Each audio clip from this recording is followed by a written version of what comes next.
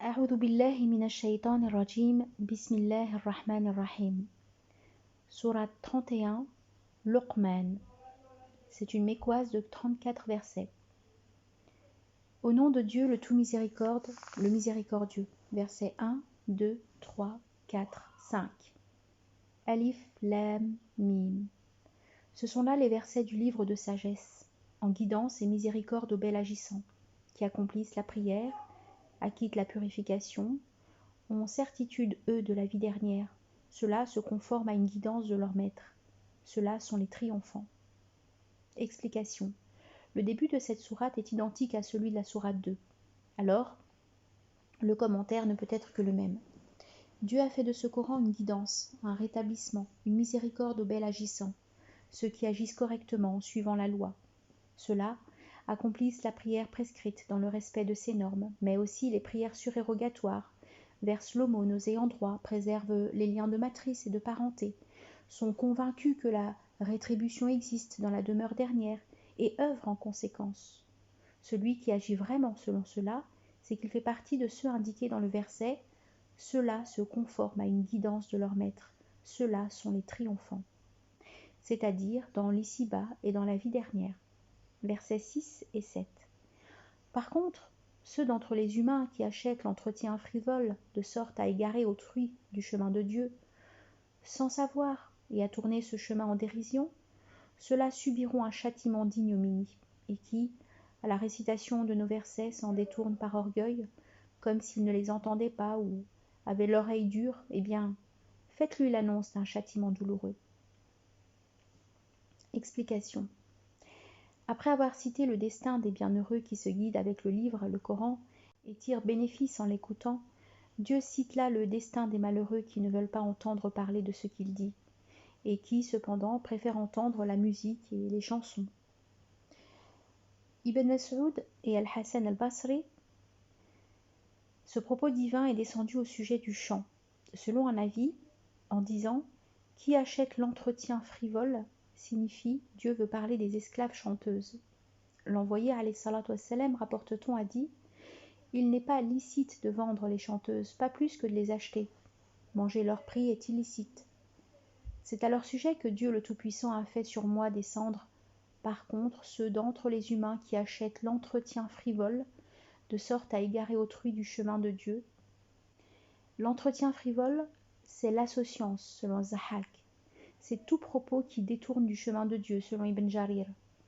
Le segment, ceux-là subiront un châtiment d'ignominie, signifie « Comme ils méprisent le chemin et les versets de Dieu, ils seront, au jour de la résurrection, jetés dans l'ignominie d'un châtiment éternel. » Le segment, et qui, à la récitation de nos versets, s'en détournent par orgueil, comme s'ils ne les entendaient pas, ou avaient l'oreille dure, signifie « Celui qui s'intéresse au divertissement, aux jeux, aux chansons, quand tu lui récites les versets du Coran, et se détourne et, sans être sourd, se donne une oreille dure, pour ne pas avoir mal. » Le segment, eh bien, fais-lui l'annonce d'un châtiment douloureux, signifie annonce-lui qu'il aura au jour de la résurrection un châtiment qui lui fera mal, comme il a eu mal en entendant la récitation des versets coraniques.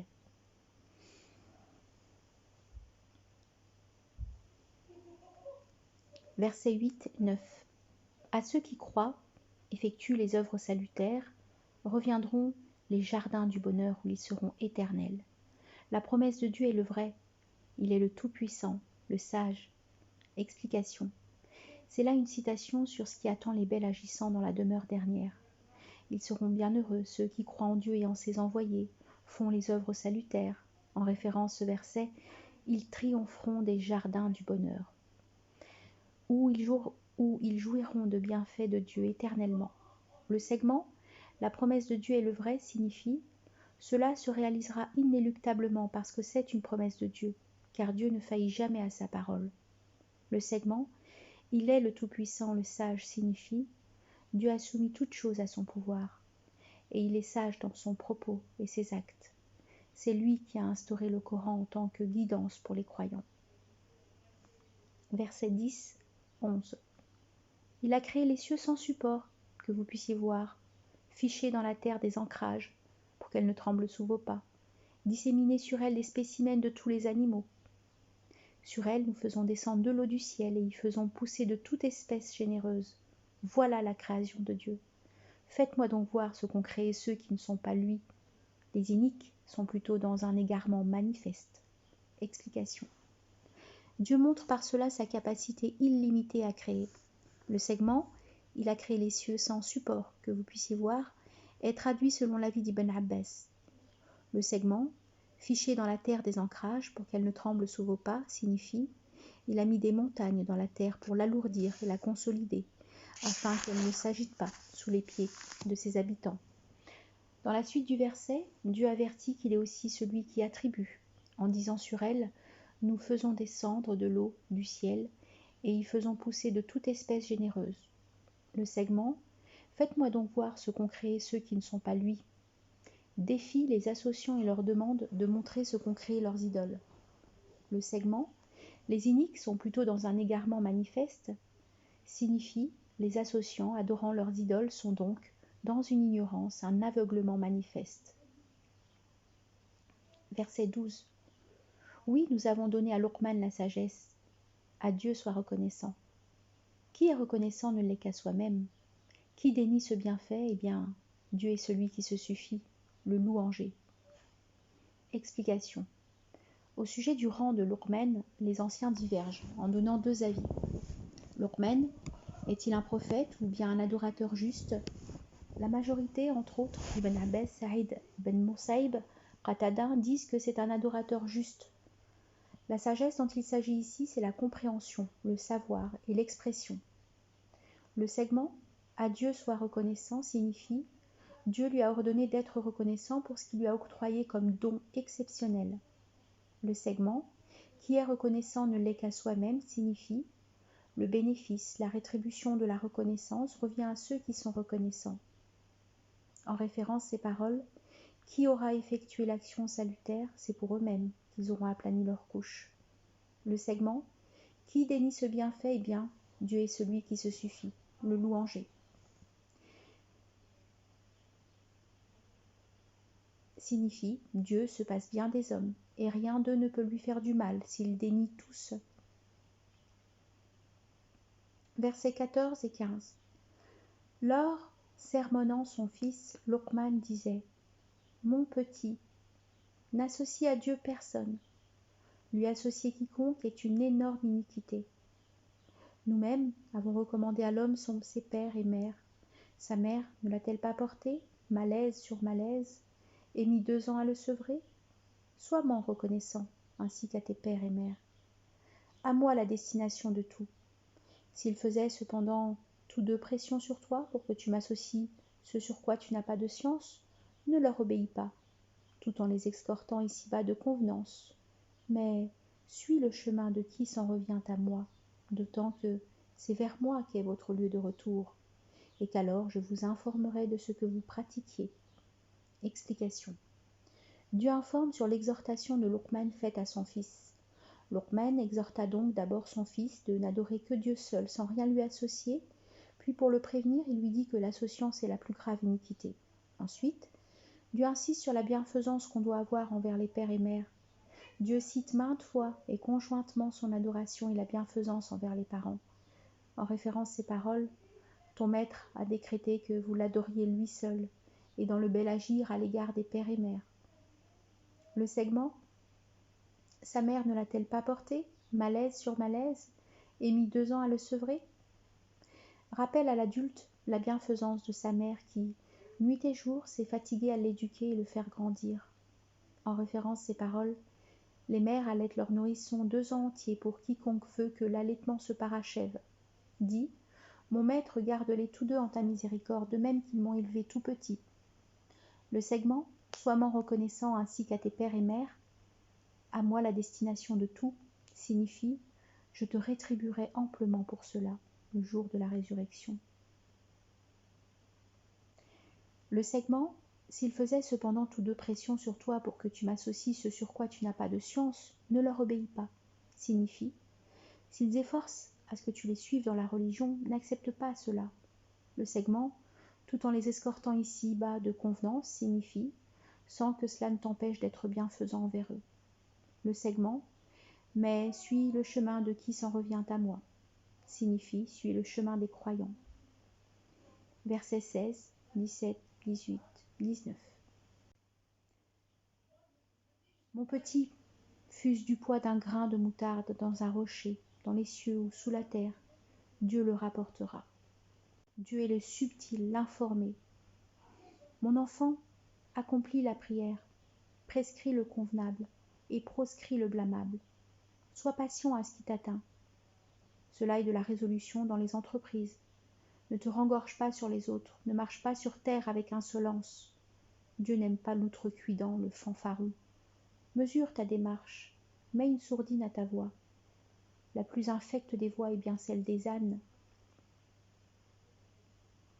Explication. C'est là des exhortations utiles que Luqman adressa à son fils. Dieu les rapporte dans l'intérêt des gens.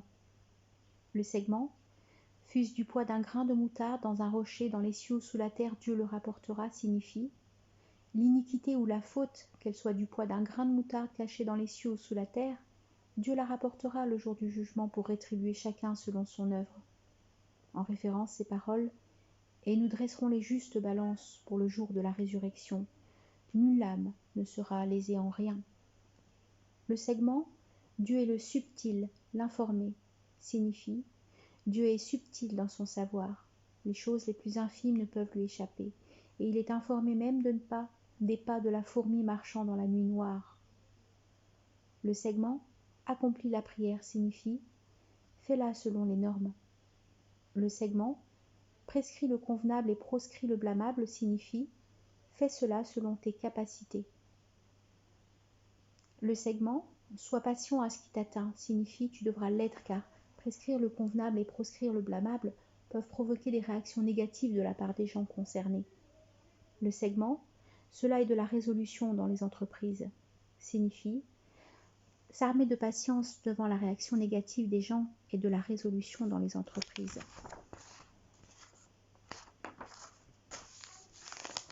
Signification. Le segment, ne te rengorge pas sur les autres, signifie ne détourne pas le visage orgueilleusement quand tu parles aux gens ou quand ils te parlent, mais sois souple, gentil. Le segment, ne marche pas sur terre avec insolence, Dieu n'aime pas l'outrecuidant, le fanfaron, est synonyme de ne marche pas sur la terre avec ostentation, tu ne pourrais la fendre, pas plus qu'égaler en hauteur les montagnes. Le segment, mesure ta démarche, signifie ne marche ni trop lentement, ni trop vite, mais avec mesure, modérément. Le segment, mets une sourdine à ta voix, signifie n'exagère pas quand tu parles et n'élève pas la voix. C'est pourquoi cela est suivi du segment la plus infecte des voix est bien celle des ânes. L'envoyé alayhi salatu wassalam, rapporte-t-on, a dit quand vous entendez le cocorico des coqs, demandez à Dieu un peu de sa grâce. Mais quand vous entendez le braillement des ânes, demandez refuge auprès de lui contre le Satan, car ils ont vu un Satan. Ce sont donc là des exhortations très bénéfiques, dites par Luqman, et qui font partie des narrations du Coran. En outre, on rapporte bon nombre d'enseignements et de conseils attribués à ce sage. Versets 20-21. Ne voyez-vous pas que Dieu a mis à voir service ce qu'il y a dans les cieux et ce qu'il y a sur la terre, qu'il abonde sur vous en grâce patente et secrète? Et pourtant, parmi les hommes, il y en a qui disputent sur Dieu sans aucune science, sans guidance, sans livre rayonnant. Quand on leur dit « Suivez ce que Dieu a fait descendre », ils disent « Bien plutôt, suivrons-nous ce que nous avons trouvé en cours chez nos pères ?» Et si c'est Satan qui les appelait de la sorte au châtiment de l'enfer? Explication. Dieu attire l'attention des hommes sur le fait que c'est lui qui leur attribue ses bienfaits dans ce monde et dans la demeure dernière. En effet, pour eux, il a mis en service ce qui est dans les cieux et sur la terre, entre autres les étoiles, le soleil, le jour, la nuit, les nuages et la pluie, les rivières, les arbres, les fruits, en bref, ces grâces patentes et secrètes. Mais hélas, les hommes ne croient pas tous. Il y en a qui disputent sur le monothéisme et l'envoi des envoyés, sans aucune science ni argument juste. Si on leur conseille de suivre le message descendu sur ces envoyés, ils ne répondent que par un faible argument, celui de suivre leurs ancêtres. Eh bien, Si leur père ne raisonne aucunement, non plus qu'ils ne se guidaient justement, ce qui veut dire, que penseriez-vous de ce que vos pères pratiquaient? Ils étaient dans l'égarement et vous êtes sur leurs traces. C'est pourquoi Dieu dit, et si c'est Satan qui les appelait de la sorte au châtiment de l'enfer? Versets 22, 23, 24. Celui qui soumet à Dieu sa face agit bellement, sa grippe à l'anse très sûre. À Dieu revient la fin de toute chose. Quiconque dénie, que son déni ne t'attriste. Vers nous sera le retour, et nous les informerons de ce qu'ils pratiquaient. Dieu est le connaissant, de l'être des poitrines. Nous leur accordons jouissance petite et puis les acculons à châtiment brutal. Explication. Dieu informe sur celui qui lui voue totalement ses œuvres. Celui-là a eu un engagement de Dieu qu'il ne sera pas châtié. Le segment « Quiconque dénie, que son déni ne t'attriste » signifie « Mohammed, ne t'afflige pas de leur déni opposé à Dieu, à ce que tu leur apportes. Ce que Dieu leur destine, il leur arrivera sûrement. » Le segment « Et nous les informerons de ce qu'ils pratiquaient » signifie « Dieu les rétribuera ensuite pour leur dénégation. » Le segment « Dieu est le connaissant de l'être des poitrines » signifie « Rien ne peut échapper à Dieu, même les choses les plus enfouies au fond des poitrines. » Le verset « Nous leur accordons jouissance petite et puis les acculons à un châtiment brutal » est synonyme de jouissance sur la terre, après quoi vers nous il est fait deux retours. Alors nous leur faisons goûter le châtiment horrible, par cela même qu'ils seront déniés. Versets 25-26. Si tu leur demandes « Qui a créé les cieux et la terre ?» ils diront certainement « Dieu ». Alors dis « Louange à Dieu ». Mais la plupart ne savent pas. À Dieu appartient ce qui est dans les cieux et sur la terre. Dieu est celui qui se suffit, le louanger. Explication. Dieu informe sur la vérité de ces associants-là. Ils savent bien que c'est Dieu seul qui a créé les cieux et la terre. Ils reconnaissent aussi que tout lui appartient, y compris les associés qu'il lui donne. Ainsi donc, il est vrai que toute est création et propriété de Dieu. Le segment « Dieu est celui qui se suffit, le louanger » signifie « Dieu se passe bien de ce qu'il crée. Il n'a besoin de personne, mais tous ont besoin de lui. Il est donc le louanger pour tout ce qu'il crée. » Versets 27-28. Tout ce qui a d'arbres sur la terre se ferait calame, et d'encre se ferait la mer, se grossit-elle de 7 autres mers, que ne s'épuiseraient pas les paroles de Dieu. Dieu est tout-puissant, sage. Votre création, votre résurrection ne sont pas plus pour lui que celles d'une seule âme. Dieu est entendant, clairvoyant. Explication. Dieu informe sur sa grandeur, ses paroles parfaites, qu'aucun ne peut connaître toutes. Le verset 27 est synonyme de « Si la mer se faisait d'encre pour écrire le langage de mon maître, elle s'y épuiserait, même si nous en doublions l'étendue. » Ar-Rabi' ben Anas dit « La science des humains par rapport à celle de Dieu est à la semblance d'une goutte d'eau tirée de l'eau de toutes les mers. » Le segment « Votre création, votre résurrection ne sont pas plus pour lui que celles d'une seule âme » exprime bien que Dieu possède une capacité sans limite. Tout est bien facile pour lui. En référence, ces paroles, son ordre, quand il veut une chose, tient à ce qu'il dit soit et elle est. Notre décret ne fait qu'un avec son objet, comme l'éclair du regard. Or, il n'y aura qu'une semence unique et les voilà sur l'air d'insomnie. Le segment « Dieu est entendant, clairvoyant » signifie « Dieu entend tous leurs propos, voit bien leurs actes, exactement comme il le fait pour une seule personne, de même que sa capacité sur tous et sur chacun. » Versets 29 et 30. Ne vois-tu pas que Dieu fait pénétrer la nuit dans le jour dans la nuit, qu'il a mis en service le soleil et la lune, faisant voguer chacun jusqu'au terme fixé? Dieu est sur ce que vous faites informé. Tout cela en ce que Dieu est le vrai. Ce que vous invoquez hors lui n'est que fausseté. Dieu est le sublime, l'immense. Explication. Dieu informe sur sa capacité, son bienfait pour les hommes. Le segment « Dieu fait pénétrer la nuit dans le jour dans la nuit » parle de ce que Dieu fait pour la durée du jour et celle de la nuit. Il prend de la durée de celle-ci pour l'ajouter au jour. Ainsi le jour s'allonge alors que la nuit s'écourte.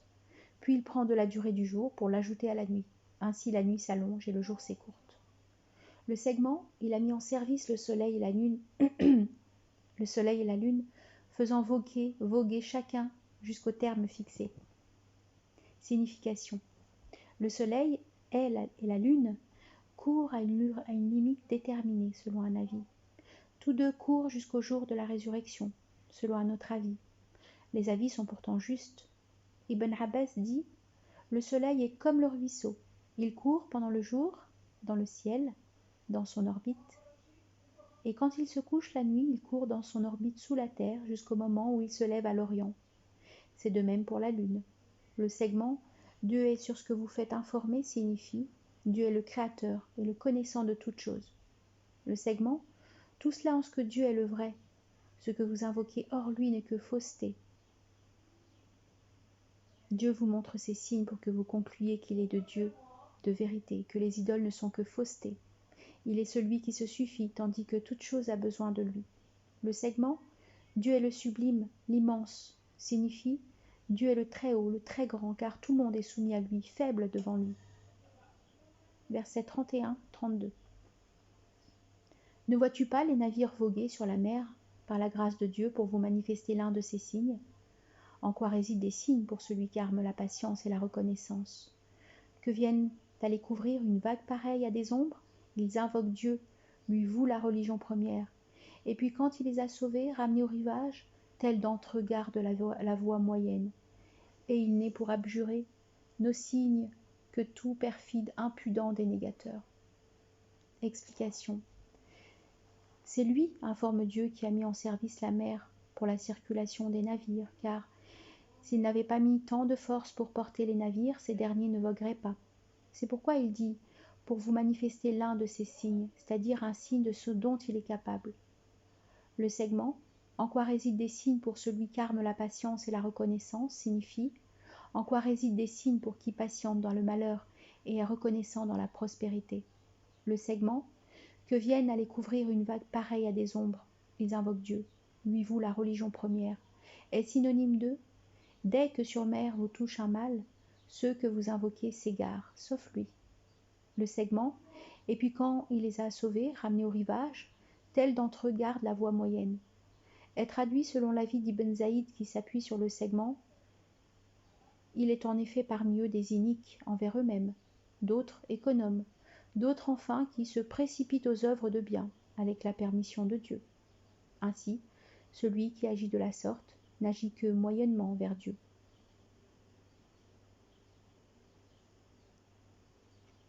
Verset 33. Humains, prémunissez-vous envers votre maître.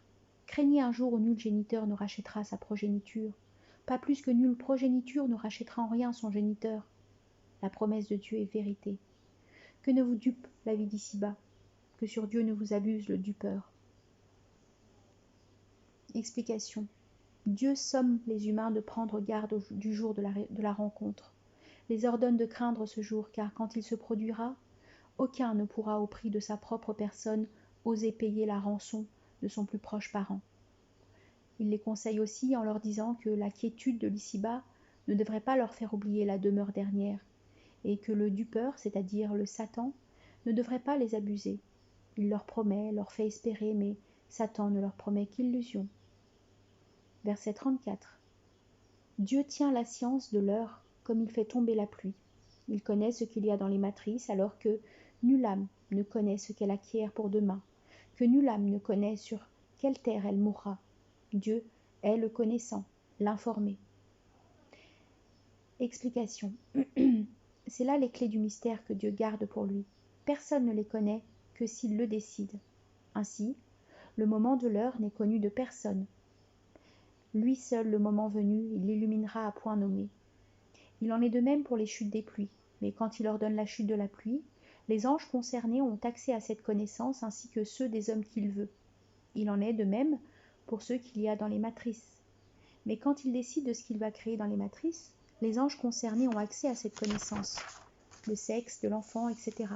Il en est de même encore pour l'acquisition prochaine de chacun. Dieu seul sait d'avance ce que chaque âme acquiert pour demain dans la vie d'ici-bas et la vie dernière. Il en est de même enfin pour la mort de chacun. Dieu seul sait où chacun meurt. Ce verset est synonyme de « Il tient les clés du mystère, il est seul à les connaître ». Fin de la sourate.